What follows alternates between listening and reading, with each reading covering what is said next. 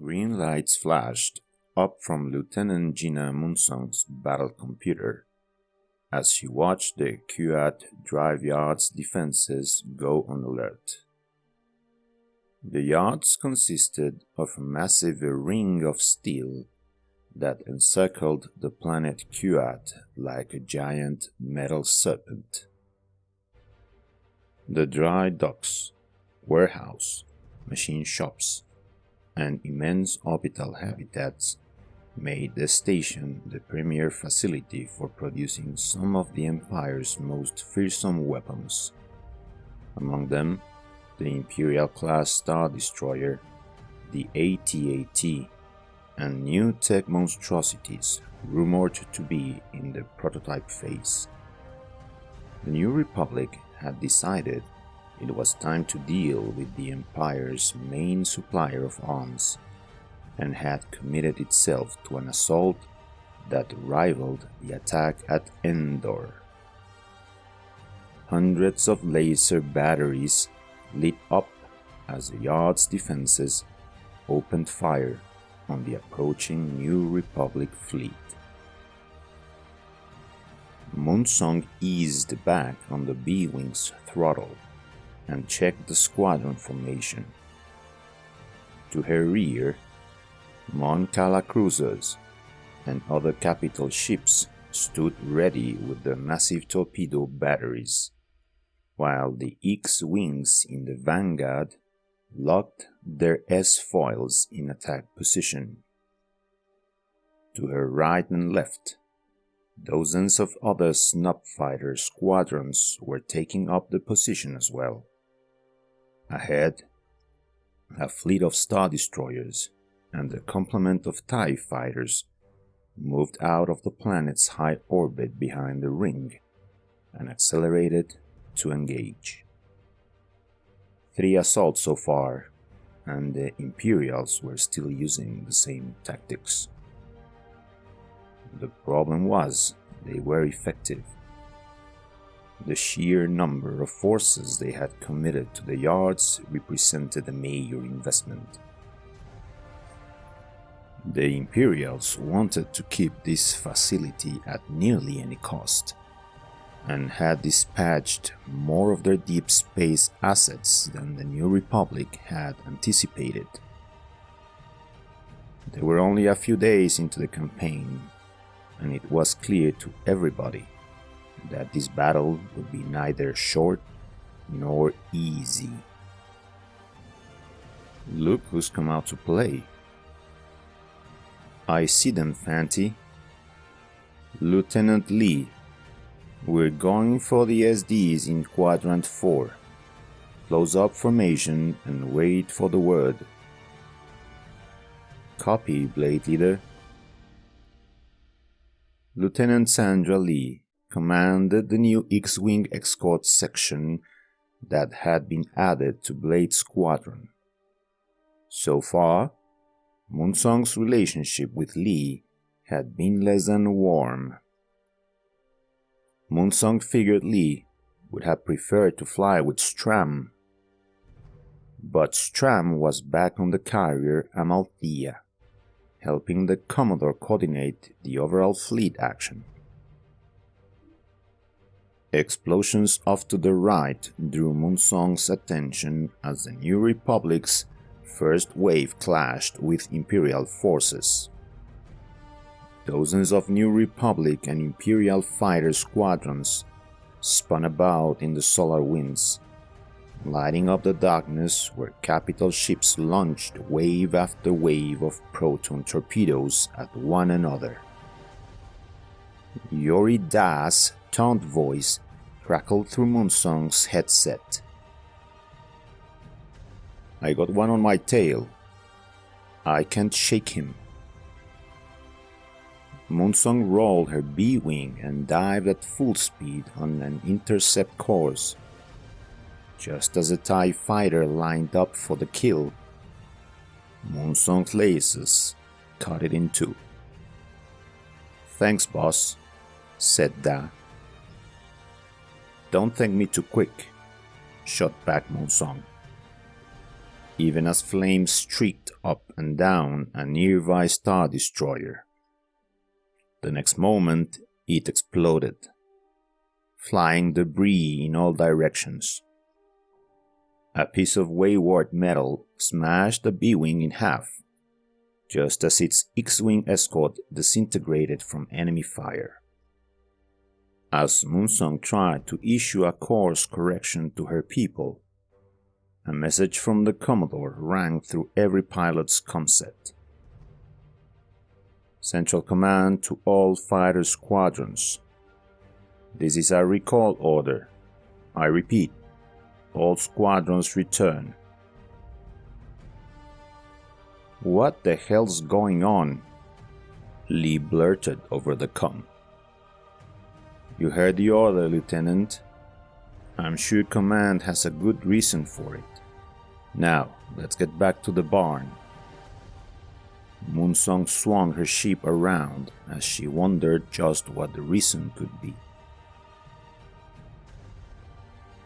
Braylon Stram stood next to Captain Tane by the holo projector. Moonsong couldn't help but think Stram looked odd in the khaki and powder blue uniform instead of his flight suit. Odd, but handsome nonetheless. Even more odd was that Moonsong was a new acting squadron leader.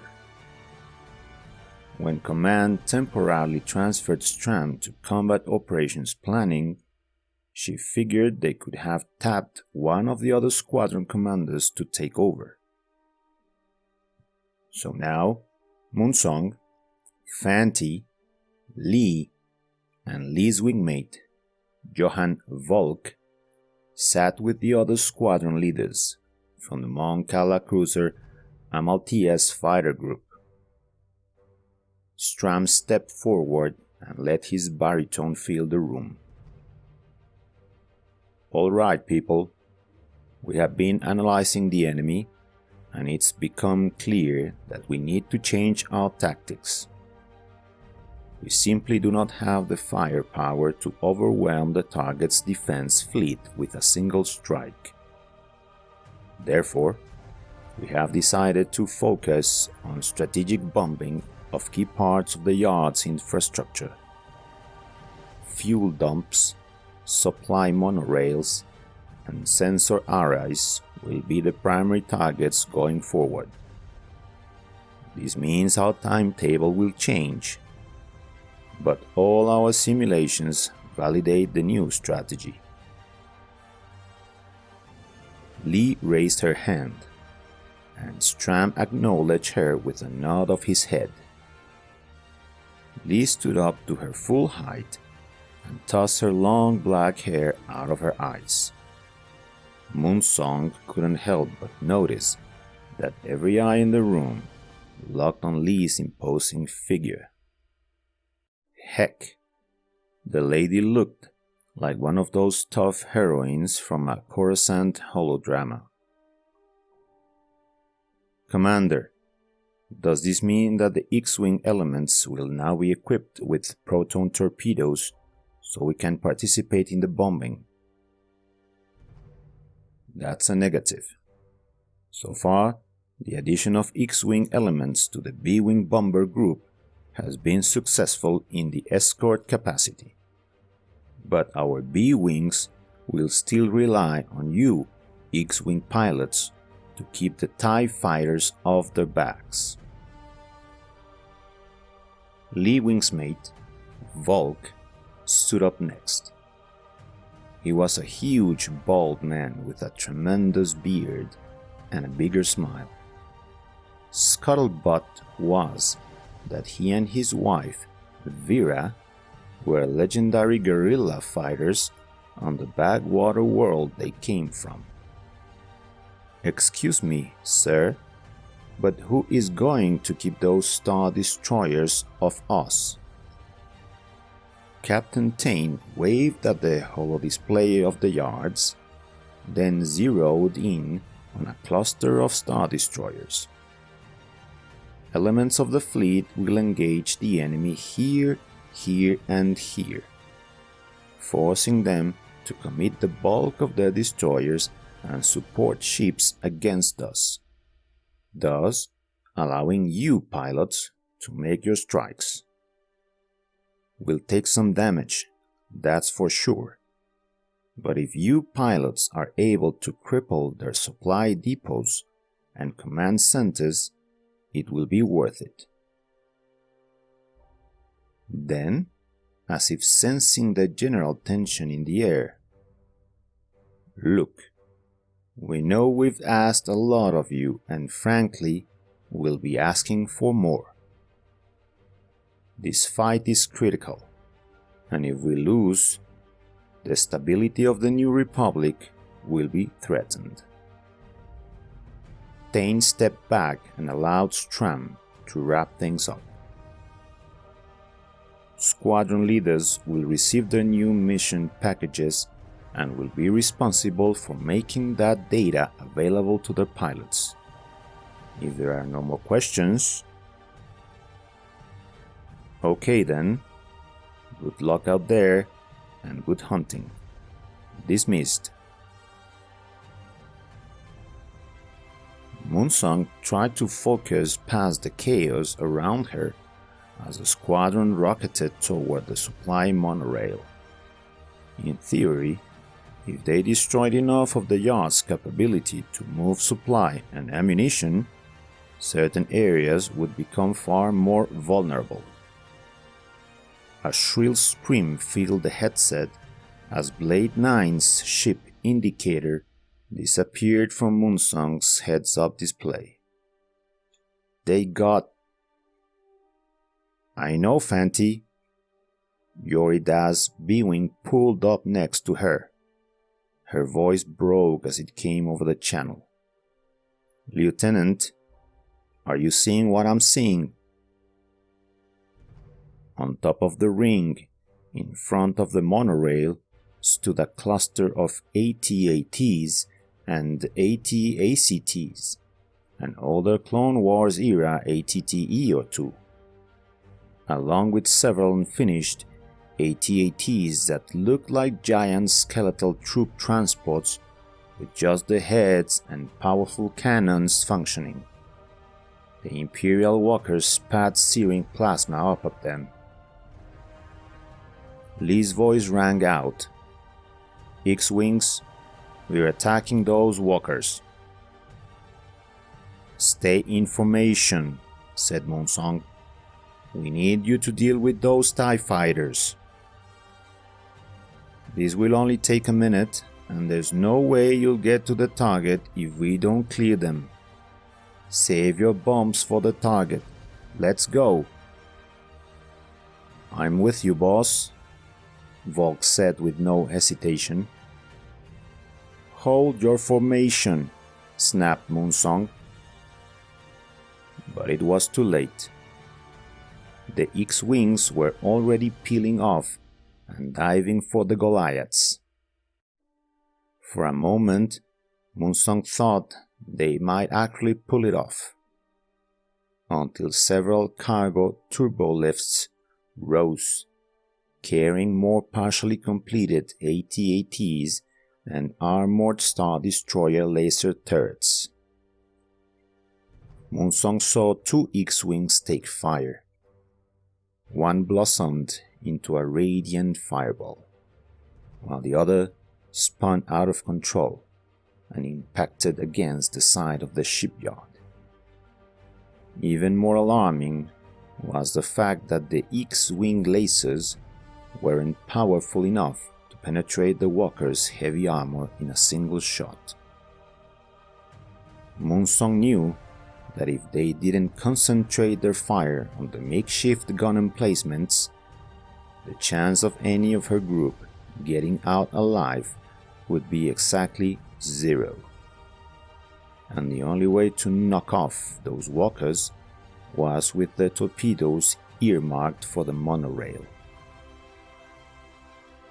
And that meant the monorail would just have to wait. "Blade Squadron, follow me, and concentrate ion cannon fire on those emplacements." The group of snob fighters wove an impressive pattern as they changed their trajectories, increased their speeds, and zeroed in on the enemy. Use your torpedoes on those walkers. But what about the primary target? Da asked. This is the primary target now, so open up. The B-wings leveled out in front of the walkers and unleashed a rain of deadly fire on the behemoths below. Moonsong's B-wings swooped in over the main ring of the yard as the AT-ATs loomed ahead. While the armored beasts' weapons could punch through most snuff fighters, they were not as effective at tracking them at high speeds. Moonsong lined up her shot and let loose a pair of torpedoes that annihilated an AT-AT crew compartment and sent the walker toppling over onto a half-built scout model. Unfortunately, the pilot behind her was hit by an attacking TIE and clipped the walking tank as he went down, sending his own craft spiraling out of control and crashing into another walker's legs. The explosion knocked the massive vehicle right off the ring and down toward the planet below. Everywhere, the armored giants were getting turned into piles of spare parts. Pieces of shattered walkers floated away into space. The ring itself cracked in multiple places from the barrage of torpedoes the B-wings fired as they shot past. Moonsong cursed under her breath. What a waste. What a diversion. Okay, people, let's get out of here. The target isn't going anywhere. Lee climbed down out of her battered X-wing and found herself face to face with a furious Moonsong. The mechanics and hangar crew gave them a wide berth, while the other pilots remained at a respectable distance, but close enough to be within earshot of the fireworks. What in the blazes did you think you were doing out there? I was doing my job, Lee responded evenly. Your job was to protect us from the TIE fighters, not engage the bombing targets. I lost a good pilot. The only reason you aren't dead too is because I scrubbed the main mission to pull your fat out of the fire. That was reckless. Oh, that's rich coming from you, Gina. You think I haven't heard about you? Heard about me? Word travels. You think I don't know the only reason you got named acting squadron leader was because your boyfriend handed you the command? You're out of line, Lieutenant. Lee snapped to attention and clicked her heels together. Moonsong stepped back, rubbed her eyes, and let out a long sigh. You know what your problem is, Lieutenant? No, ma'am, I do not. Perhaps the acting squadron leader will enlighten me. Moonsong cracked a smile and lowered her voice. First of all, I got this command in spite of Stram's recommendations. Truth be told, he wasn't sure I was up to it. But they needed him planning ops, and somebody had to step up. I stepped up. But the real issue here is that the fact that you're just like me, only a few months back. See, It took me too long to realize that the only way any of us make it out of this world alive is if we work together. You're a damn fine pilot, Lee. Maybe even good as me. And with a little discipline, you could be one of the best. And I'm not just saying that. You spotted those emplacements. You just lack the experience to know that your armament wouldn't scratch them. So yeah, you just might be that good, and yeah, maybe I feel a little threatened by you. But I'll tell you what, if anybody can find a way to smash these imp pigs out of the sky, it's you and me. What do you say? Moonsong pulled off her flight glove and stuck out her hand. Lee looked down at it in amazement, and then she shook it. The chaos and intensity of the campaign blurred days into weeks until the New Republic fleet and its pilots were stretched beyond thin. Moonsong fought fatigue as her targeting computer screamed out the coordinates for the command hub. Moonsong had to hand it to Stram. He and his little band of rear echelon planners had discovered the hub by studying the combat footage brought back by a dozen fighter squadrons. At this very moment, the fleet was engaged in a spectacular battle against the Imperial's main defense force and had baited them into a close quarters slugfest over the planet's northern pole. The maneuver should have allowed a trio of B-wing squadrons to strike the command hub virtually unnoticed.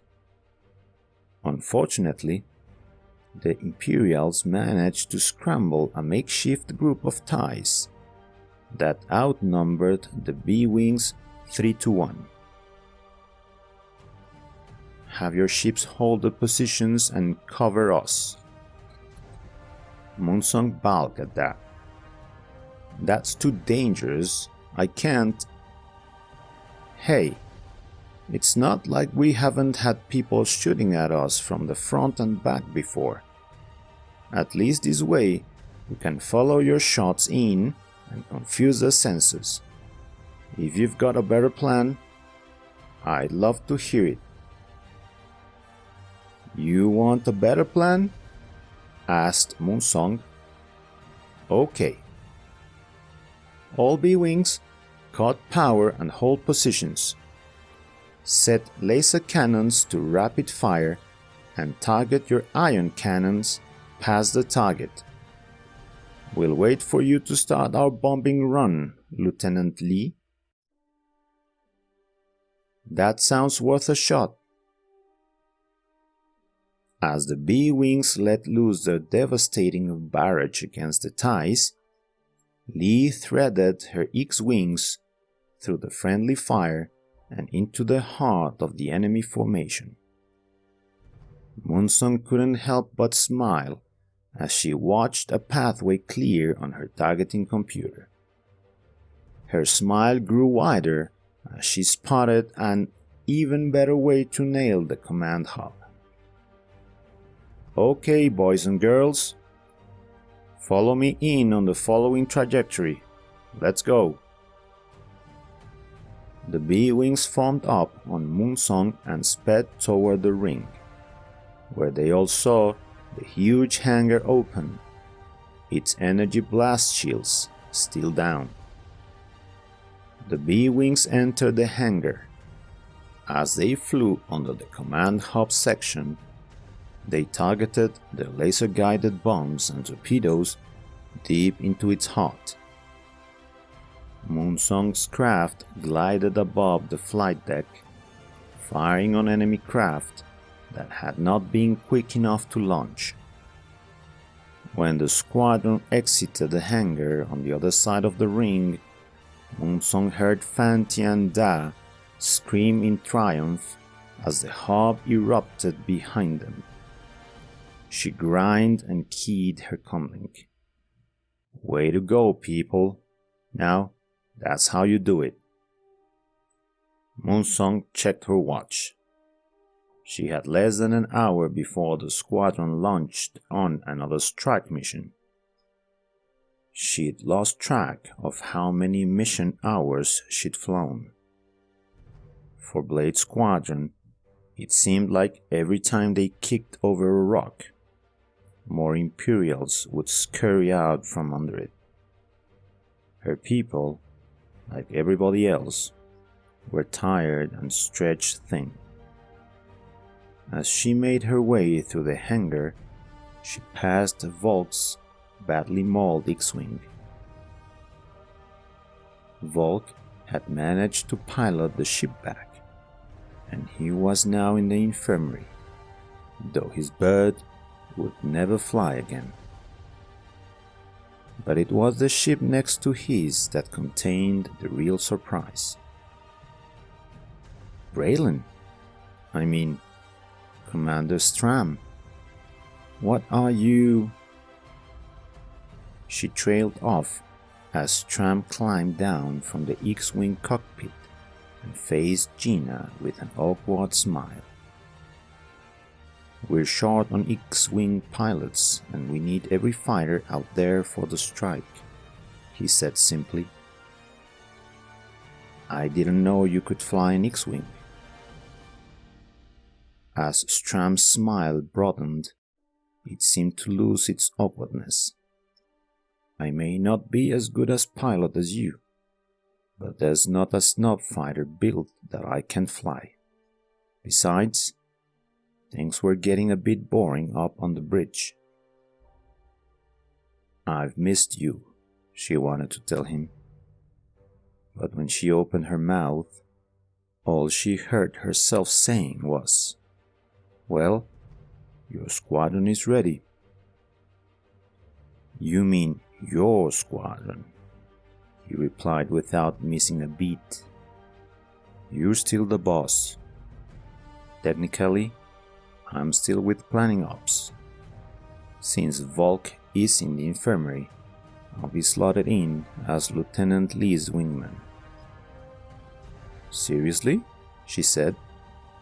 "Affirmative." There was a long pause.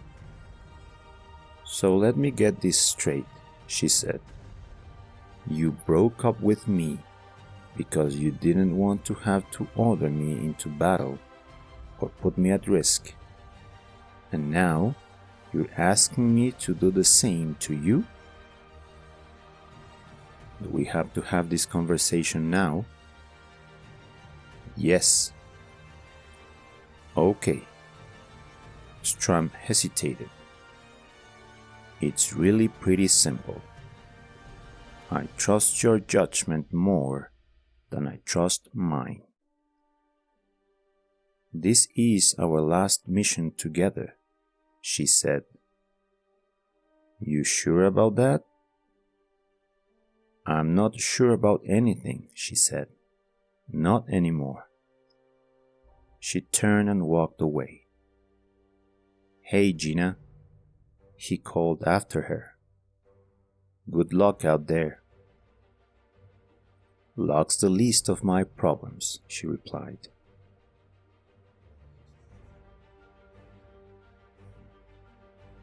"Bandits coming in, Lieutenant."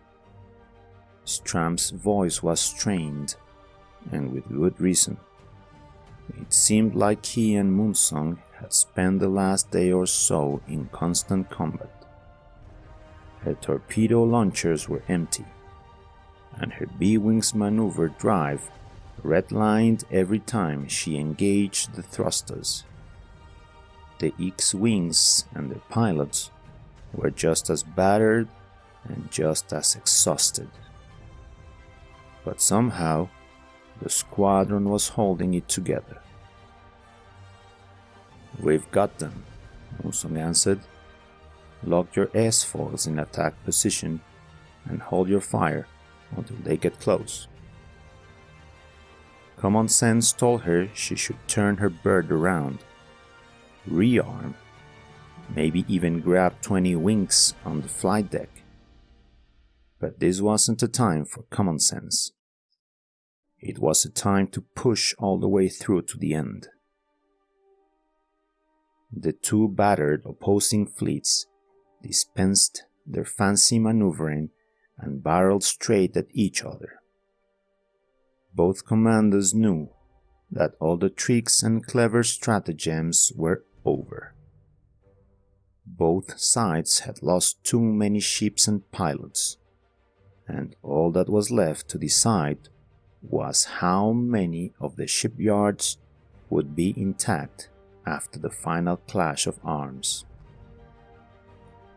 A cloud of TIE fighters, TIE bombers, TIE interceptors, and heavy armed shuttles spread out from Kuat drive yards in a last-ditch attempt to break the New Republic's cruiser flotilla. The formation was met in kind with every fighter the New Republic fleet could throw back at them. Lee's and Stram's X-Wings shot out in front of the formation and engaged in a deadly dance with TIE fighter after TIE fighter. Gina had to admit that they were a very effective team. "Stick close, Fanti. Let's earn our pay." "Copy that, boss." Moonsong led her pilots through a hail of laser fire toward a damaged Imperial light carrier. She relayed an attack pattern to the rest of her pilots, and like a well-oiled machine, they slotted past the TIE fighters and unleashed their devastating payload into the carrier's open hangar. The carrier exploded, debris and flame shooting in all directions. "Good work, people. Let's regroup and let's find a new target." Even as she spoke those words, Moonsong was scanning. She saw that the New Republic fleet was taking quite a beating. Her carrier, the Amalthea, was limping away, trailing drive plasma. That did not look good at all. If they were caught out here beyond carrier range, they were either going to get picked off by imps or run out of fuel, or both. But then, the situation abruptly changed. As one, the Imperial forces broke off and scattered in all directions. Those vessels, too damaged to flee, transmitted code designating the signal for surrender. "My God, they're surrendering. We did it!" Gina leaned back in her acceleration chair and closed her eyes. Pure relief flooded her body as the whoops and yells of her pilots filled her comset. Finally, the Commodore's voice came over the fleet-wide channel. "All New Republic forces, I have just accepted the surrender of the Kuat drive yards from Moff Marxem. I repeat, we have accepted their surrender." Gina gazed out the cockpit window at the splintered yet still mighty ring. Fires raged across it, surrounded by the debris of hundreds of fighters and starships. Against the lights of the fire and explosions, that debris looked like a gigantic asteroid field. It was so beautiful that it was easy to forget It was nothing but tombs for fighters on both sides. Moonsong took a deep breath. Okay, let's go home. She turned, and her squadron swung into formation behind her.